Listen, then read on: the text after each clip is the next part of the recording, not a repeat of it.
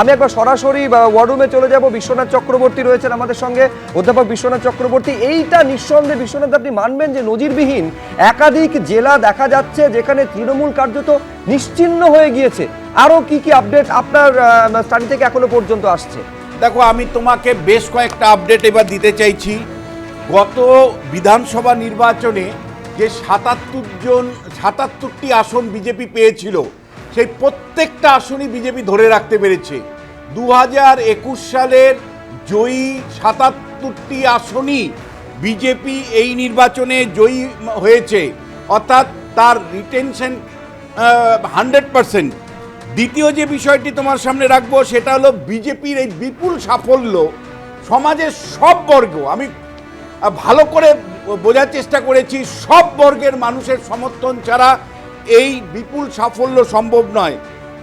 তফসিলি জাতির ৬৮টা বিধানসভা কেন্দ্র আছে, বিজেপি তার মধ্যে 50টা আসন পেয়েছে, 18টা আসন পেয়েছে হলো তৃণমূল কংগ্রেস।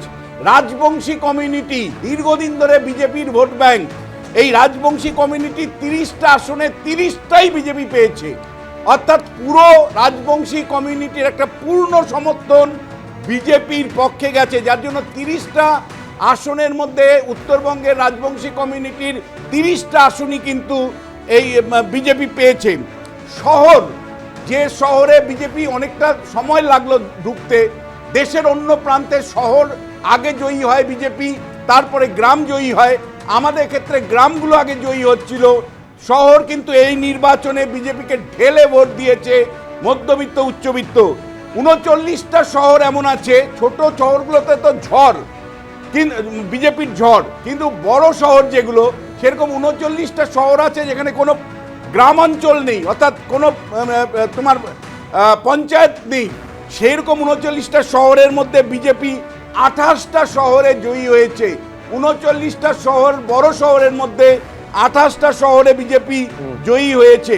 তোমাকে তফসিলি উপজাতি অর্থাৎ ট্রাইবাল সিটগুলোর কথা যদি বলি, তাহলে উত্তর এবং দক্ষিণ মিলে 16টা ট্রাইবাল সিট আছে, সবগুলো ট্রাইবাল সিট, অর্থাৎ 16তে 16 শূন্যতে জয়ী হয়েছে বিজেপি।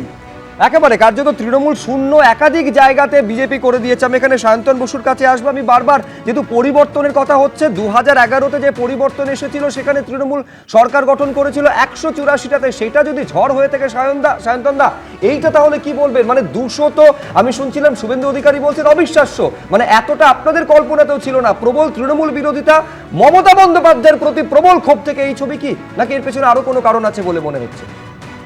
একটা কারণ তো অবশ্যই তৃণমূল সরকারের বিরুদ্ধে প্রবল ক্ষোভ, চাকরি চুরি, বালি চুরি, পাথর চুরি, মানুষের মধ্যে তো এটা একদম মস্তিষ্কে গেঁথে গেছে যে তৃণমূল কংগ্রেস আর চোর সমার্থক শব্দ হয়ে গেছে।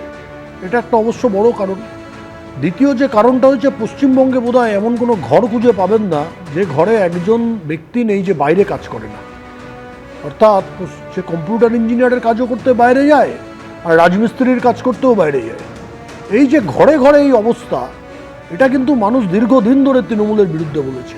তারা কোথায় কাজ করতে যায়? বিজেপি শাসিত রাজ্যগুলোতে, গুজরাটে বলুন, মহারাষ্ট্রে বলুন, এগুলো মানুষের মনের মধ্যে এসছে। আর তৃতীয় যে বিষয়টা আমার নিজের মনে হয়েছে, সেটা হচ্ছে মাত্রাতিরিক্ত তোষণ।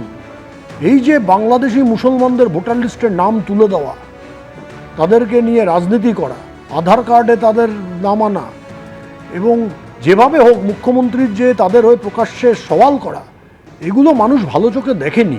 এগুলো আমরা বারবার এবিপি আনন্দের কাছে এসে এখানে বলেছি, বিভিন্ন জনসভায় বলেছি, এবং তখনই আমাদের মনে হয়েছে যে মানুষ কিন্তু তৃণমূলের এই বিষয়গুলো ভালো করে দেখছেন না। হ্যাঁ, বিজেপির ওপর আশা প্রত্যাশা রেখে তারা এসছেন। আমার অনুমান গত 11তে 184 ছিল, এটা এবার এখনই 205 দেখাচ্ছে, 21টা সিট বেশি দেখাচ্ছে। এর আশেপাশেই হয়তো থাকবে, মানে প্রায় 3/4 মেজরিটির দিকে বিজেপি যাবে। বাংলায় একটা মিথ আছে যে মুসলমান ভোট না পেলে ভোটে যেতে যায় না। এবার কিন্তু এই মিথটা মনে হয় পুরোপুরি কার্যকর হলো না। মুসলমান অংশের ভোট বিজেপি পেয়েছে, কিন্তু হয়তো মেজরিটি পায়নি মুসলমানদের। এর আগে যারা সরকারে চালিয়েছেন তারা ক্লেম করতেন যে আমরা মুসলমান সমাজের মেজরিটি ভোট পেয়ে সরকারে এসেছি। আমরা সেটা ক্লেম করছি, কিন্তু আমার মনে হচ্ছে, যেটা আমরা জানি, যে সমস্ত মানুষেরই সমর্থন আমরা পেয়েছি, এবং তৃণমূলের বিরুদ্ধেই ভোট এবং বিজেপির পক্ষেই ভোট। তার জন্য আজকে মানুষ উন্নয়নের পক্ষে রায় দিয়েছেন। পশ্চিমবঙ্গের মানুষকে অনেক অশেষ ধন্যবাদ। বিজেপির পক্ষ থেকে আমরা সকলকে অশেষ ধন্যবাদ জানাই যে আপনারা আমাদের উপর ভরসা রেখেছেন এবং ভয় ভীতিকে অস্বীকার করে বিজেপির ভরসাকে স্বীকার করেছেন।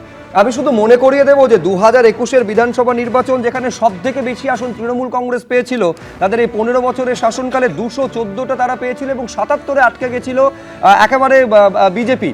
তখন এই কটাক্ষ পর্যন্ত শুনতে হয়েছে ইসবার 200 পার বলে 77-এ আটকে যাচ্ছে, সেটা কিন্তু 5 বছর পরে করে দেখাচ্ছে বিজেপি। খেয়াল করুন যে সেই 2021-এর রেজাল্টটা কিভাবে 180 ডিগ্রি ঘুরে যাচ্ছে। মানে 2014টা এই মুহূর্তে 2014 যেটা তৃণমূলের অনুকূলে ছিল সেইটা এবার কার্যত বিজেপির অনুকূলে আসছে। 205টা আসনে এগিয়ে রয়েছে বিজেপি, 82টা আসনে দেখতে পাচ্ছেন যে এগিয়ে রয়েছে তৃণমূল কংগ্রেস। বাম জোট এগিয়ে রয়েছে 2টি আসনে, কংগ্রেস 2টি এবং অন্যান্যরা 2টি আসনে। আমি বলছি উপাসনা, এইটা একেবারে জনগণের রায় মাথা পেতে তোমাদের স্বীকার করতে হবে, এ নিয়ে কোনো সংশয় থাকতে পারে না। এবং দ্বিতীয় কথা, যে সমস্ত বিষয়গুলো প্রচারে নিয়ে এসেছিল বিজেপি, সেটা হচ্ছে দুর্নীতি, দম্ভ, অহংকার, সন্ত্রাস, শিক্ষাকে একেবারে রসাতলে পাঠিয়ে দেওয়া। সেটা শুধু প্রচার নয়, সেটা বাস্তব, সেটা মানুষ বিশ্বাস করেছে। সেই কারণে তৃণমূল কংগ্রেসকে শুধু অস্বীকার করা নয়, একেবারে আস্থা কুড়েতে ছুঁড়ে ফেলে দিয়েছে। জনগণের রায় তৃণমূল কংগ্রেস মাথা পেতেই গ্রহণ করছে, কিন্তু ব্যাপারটা যে কথাটা আপনি উল্লেখ করলেন সেটার মধ্যে অবশ্যই দুর্নীতি, আরও বিশেষ কথাগুলো আপনারা যেগুলো বললেন, সেখান থেকে আমরা একটা কথা বলতে চাই যে বিজেপি বরাবরই সোনার বাংলা বলেন। আমি বিজেপিকে করজোরে অনুরোধ করতে চাই যে আমার বাংলাকে সোনার বাংলা হিসাবেই রাখা হোক। সোনার বাংলা বিশ্বাস করেছে মানুষ যে তৃণমূল পারবে না, সেটা তৃণমূলের দ্বারা সম্ভব নয়, সেই কারণে তারা সোনার বাংলা করতে পারলে বিজেপি করতে পারবে। জনগণের দিনের শেষে তো মাথা পেতে মানতে হবে। আমি তো বলছি জনগণের রায় 6 কোটি ভোটার তারা বিশ্বাস করেছেন মানুষকে, মানুষ বিশ্বাস করেছে যে পারলে বিজেপি পারবে। জনগণ দেখেছে যে কিভাবে ইলেকশন কমিশনকে নিজেদের পকেটে গুজে তার পরবর্তীতে গোটা প্রক্রিয়া চালানো হয়েছে। কিন্তু আমি আবারও যখন তৃণমূল কংগ্রেসের প্রতিনিধি হয়ে এখানে বসেছি এবিপি আনন্দের এই মঞ্চ থেকে, আমি শুধুমাত্র একটা কথাই বলতে চাই যে তৃণমূলের যে স্লোগানটা রয়েছে, লড়াই চাই, লড়াই। এই মুহূর্তে বড় খবর, শশী পাজা তিনি হেরে গেছেন শ্যামপুকুর থেকে।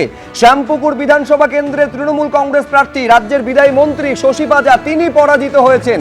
এই বিধানসভা কেন্দ্র নিঃসন্দেহে আপনারা জানেন যে শশী পাজা রাজ্যের নারী ও শিশু কল্যাণ মন্ত্রী ছিলেন, সেখানকার বিধায়ক, এবং তাকে টিকিট দিয়েছিল তৃণমূল কংগ্রেস। নিজের বিধানসভা কেন্দ্র থেকে শশী পাজা পরাজিত হচ্ছেন। একের পর এক ইন্দ্রপতন লক্ষ্য করা যাচ্ছে। এই বিধানসভা নির্বাচনে তৃণমূলের হেভিওয়েট নেতা নেত্রী তারা হেরে যাচ্ছেন। এবিপি আনন্দ, এগিয়ে থাকে, এগিয়ে রাখে।